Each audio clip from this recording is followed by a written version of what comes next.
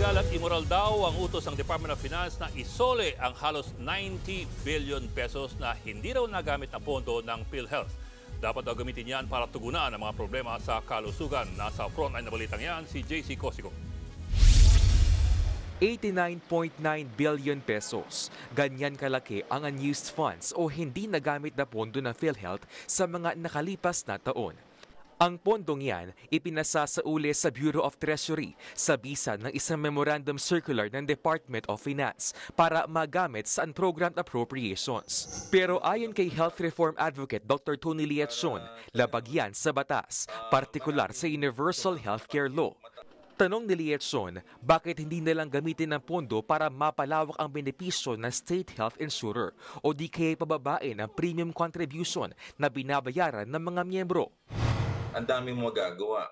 I think it's unconstitutional, it's immoral, it's illegal. Ganyan din ang sentimiento ng ilang mambabatas, gaya ni Senator J.V. Ejercito na may akda ng Universal Healthcare Law.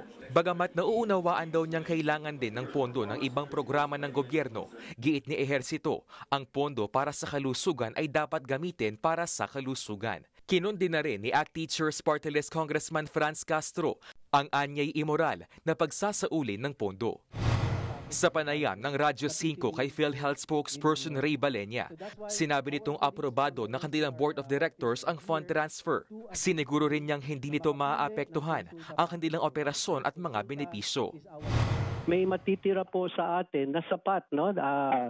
Sapat para po una sa ating operations, ikalawa para pondohan lahat po ng ating nasa benefit plans na nagsimula po ng 2023. So ibig sabihin ay sapat po, no? We are still in a strong financial position to operate at ipatupad lahat ng ipinangako nating benefit enhancement sa mga tao. Hindi rin daw galing sa kontribusyon ng mga miyembro ang sobrang pondo, kundi mula sa subsidy ng gobyerno. Sa ngayon, nakapag-remit na raw ang PhilHealth ng unang tranche na 20 billion pesos sa National Treasury. Kinumpirma naman ng Department of Health na napunta sa kanila ang bahagi ng naturang pondo. Ginamit itong pambayad sa Health Emergency Allowance. Ayon pa sa Finance Department, ang paggamit sa excess funds ay mas mainam kesa mangutang o magdagdag ng buwis.